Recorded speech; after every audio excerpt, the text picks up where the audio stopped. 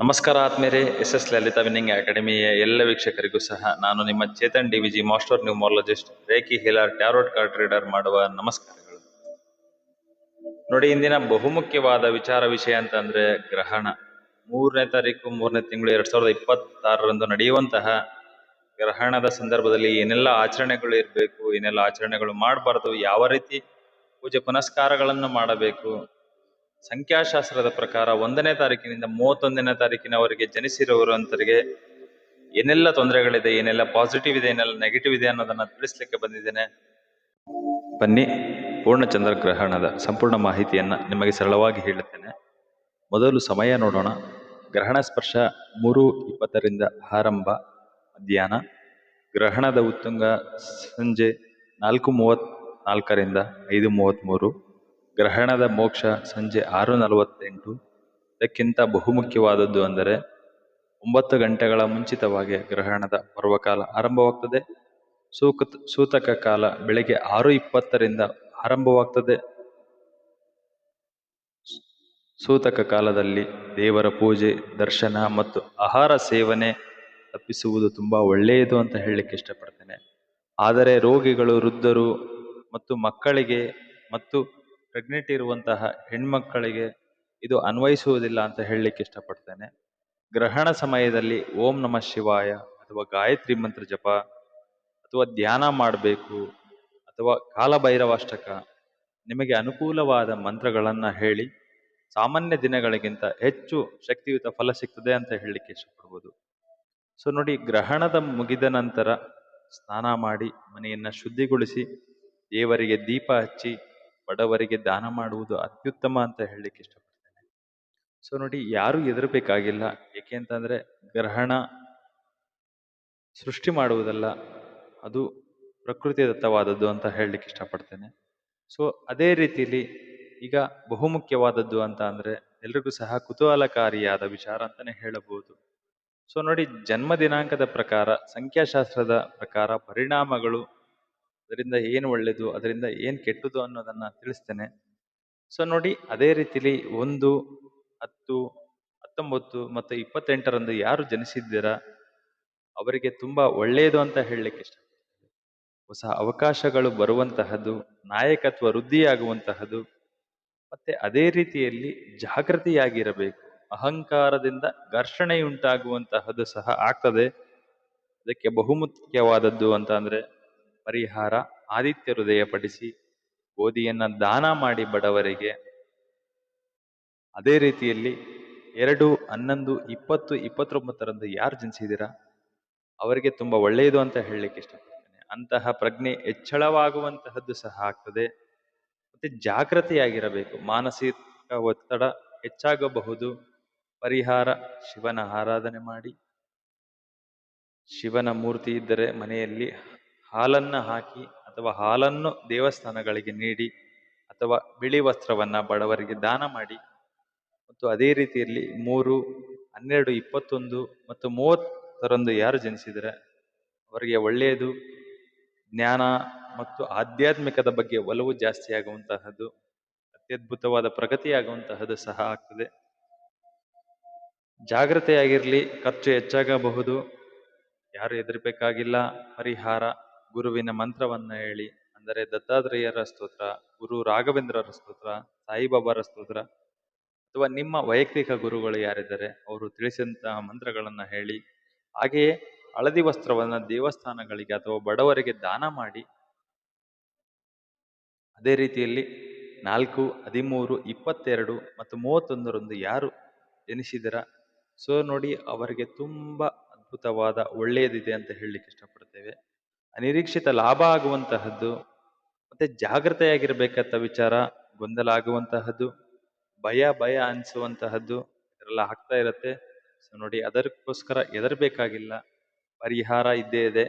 ದುರ್ಗಾದೇವಿಯನ್ನು ಪ್ರಾರ್ಥನೆ ಮಾಡಿ ಅಥವಾ ದುರ್ಗಾದೇವಿ ದೇವಸ್ಥಾನಕ್ಕೆ ಹೋಗಿ. ಅದೇ ರೀತಿಯಲ್ಲಿ ನಿಮ್ಮ ಕೈಲಿ ಆದ್ರೆ ಅನ್ನದಾನವನ್ನ ಮಾಡಿ ಬಡವರಿಗೆ, ಅಥವಾ ಅನ್ನದಾನವನ್ನು ಮಾಡುವಷ್ಟಹ ಹಣವನ್ನ ಯಾರಿಗಾದ್ರೂ ನಿಮ್ಮ ತಕ್ಕ ಮಟ್ಟಿಗೆ ವೈಯಕ್ತಿಕವಾಗಿ ದಾನವನ್ನ ಆಗಿ ಕೊಡಿ. ಮತ್ತು ಅದೇ ರೀತಿಯಲ್ಲಿ 5, 14, 23ರಂದು ಯಾರು ಜನಿಸಿದ್ದೀರಾ ಸೊ ನೋಡಿ, ಒಳ್ಳೆಯದು. ವ್ಯವಹಾರದಲ್ಲಿ ತುಂಬಾ ಲಾಭ ಆಗುವಂತಹದ್ದು ಸಹ ಆಗ್ತದೆ.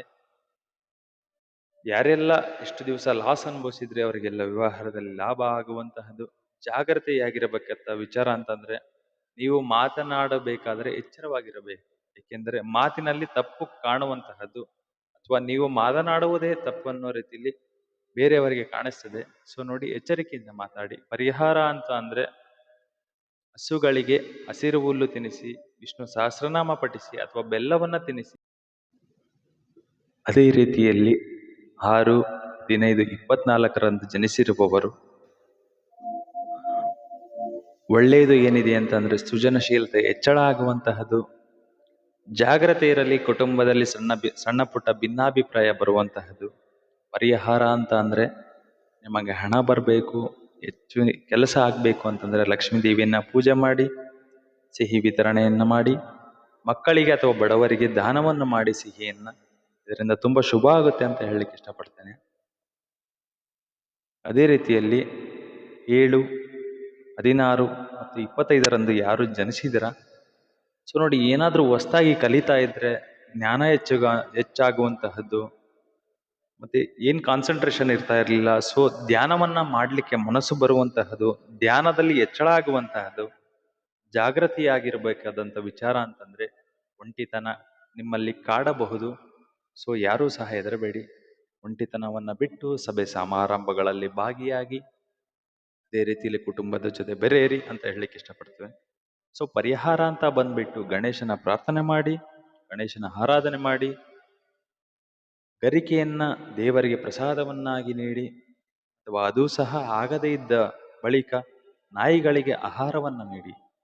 ನಾಯಿಗಳಿಗೆ ಆಹಾರ ಅಂದ ತಕ್ಷಣ ನೀವು ಏನ್ ಮಾಡ್ತೀರಾ ಅಂತಂದ್ರೆ, ನಾಯಿಗಳಿಗೆ ಬಿಸ್ಕೆಟ್ ಅನ್ನ ಹಾಕ್ತೀರಾ. ದಯವಿಟ್ಟು ಸಹ ಯಾರು ಬಿಸ್ಕೆಟ್ ಅನ್ನ ಹಾಕ್ಬೇಡಿ. ಏಕೆಂತಂದ್ರೆ ಅಷ್ಟು ಬರುವಂತಹದ್ದು ಪಾರ್ಲೇಜಿ ಬಿಸ್ಕೆಟ್ ಎಲ್ಲರ ತಲೆಯಲ್ಲಿ ಒಳೆಯುತ್ತದೆ. ಸೊ ಯಾರು ಸಹ ಪಾರ್ಲೇಜಿ ಬಿಸ್ಕೆಟ್ ಹಾಕ್ಬೇಡಿ. ಏಕೆಂತಂದ್ರೆ ನಾಯಿಗಳಿಗೆ ಶುಗರ್ ಬರುವಂತಹದ್ದು ಸಹ ಇದೆ, ಅದು ಪ್ರೂವ್ ಸಹ ಆಗಿದೆ. ದಯವಿಟ್ಟು ಯಾರು ಸಹ ಬಿಸ್ಕೆಟ್ ಅನ್ನ ಹಾಕಬೇಡಿ, ಅದನ್ನ ಅವಾಯ್ಡ್ ಮಾಡಿ. ರೊಟ್ಟಿ ಚಪಾತಿ ಅದು ತಿನ್ನದೇ ಇದ್ರೆ ಸ್ವಲ್ಪ ತುಪ್ಪವನ್ನ ಬೆರೆಸಿ ತಿನ್ನಿಸಿ, ಅದು ತಿನ್ನುತ್ತೆ, ಖಂಡಿತವಾಗ್ಲೂ ತಿನ್ನುತ್ತೆ ನಾಯಿಗಳು. ತುಪ್ಪವನ್ನ ಮಿಕ್ಸ್ ಮಾಡಿ ಹಾಕಿ, ಖಂಡಿತವಾಗ್ಲೂ ತಿನ್ನುತ್ತೆ.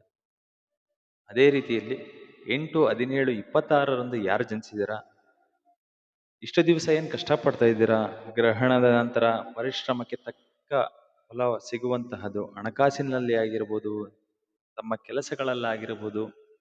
ಪರಿಶ್ರಮ ಅಂದರೆ ಎಲ್ಲವುದರಲ್ಲೂ ಬರುತ್ತದೆ. ಸೊ ನೋಡಿ, ಪರಿಶ್ರಮಕ್ಕೆ ತಕ್ಕಂತ ಫಲ ಸಿಗುತ್ತೆ ಅಂತ ಹೇಳ್ಬೋದು. ಮತ್ತೆ ಜಾಗ್ರತೆಯಾಗಿರಬೇಕಾದಂತ ವಿಚಾರ, ಕೆಲಸದಲ್ಲಿ ವಿಳಂಬ ಆಗುವಂತಹದ್ದು ಸಹ ಇರ್ತದೆ. ಕೆಲಸದಲ್ಲಿ ವಿಳಂಬ ಆಗುತ್ತೆ ಅಂತ ಅಂದ್ರೆ, ಅದು ಸ್ವಲ್ಪ ತಡ ಆದ್ರೂ ಸಹ ಹೆಚ್ಚಿನ ಫಲ ಸಿಗುತ್ತೆ. ಸೊ ಯಾರೂ ಸಹ ಹೆದರಬೇಡಿ. ಪರಿಹಾರ ಅಂತ ಅಂದ್ರೆ, ಎಳ್ಳೆಣ್ಣಿನ ದೀಪವನ್ನ ಹಚ್ಚಿ ಶನಿ ದೇವಸ್ಥಾನಕ್ಕೆ ಹೋಗಿ ಶನಿಯ ಮಂತ್ರವನ್ನ ಹೇಳಿ, ಶನಿಯ ಆರಾಧನೆಯನ್ನ ಮಾಡಿ, ಶನಿಗೆ ಸಂಬಂಧಪಟ್ಟಂತಹ ಕೆಲಸಗಳನ್ನ ಮಾಡಿ, ಶನಿಗೆ ಸಂಬಂಧಪಟ್ಟಂತ ಪರಿಹಾರಗಳನ್ನ ಮಾಡಿ. ನೋಡಿ, ಅದೇ ರೀತಿಯಲ್ಲಿ 9, 18, 27ರಂದು ಯಾರು ಜನಿಸಿದಿರ ಅವರಿಗೆ ಧೈರ್ಯ ಹೆಚ್ಚಿಗೆ ಆಗುವಂತಹದ್ದು. ಮೊದಲೇ ಧೈರ್ಯ ಇರ್ತದೆ, ಇನ್ನೂ ಧೈರ್ಯ ಹೆಚ್ಚಾಗುವಂತಹದ್ದು, ಮತ್ತು ಶಕ್ತಿಯುತವಾಗಿರ್ತೀರಿ. ಮತ್ತೆ ಜಾಗೃತಿಯಾಗಿರಬೇಕಾದಂತ ವಿಚಾರ ಅಂತಂದ್ರೆ, ಕೋಪವನ್ನು ನಿಯಂತ್ರಣ ಮಾಡ್ಕೊಳ್ಳಿ. 1-2 ನಿಮಿಷ ಬಿಟ್ಟು ಯೋಚನೆ ಮಾಡಿ ಮಾತನಾಡಿ. ಅದರಿಂದ ನೀವು ಮಾತನಾಡುವಂತಹ ಮಾತು ಫೈರ್ ಆಗಿರ್ತದೆ. ಸ್ವಲ್ಪ ಯೋಚನೆ ಮಾಡಿ ಮಾತನಾಡಿ.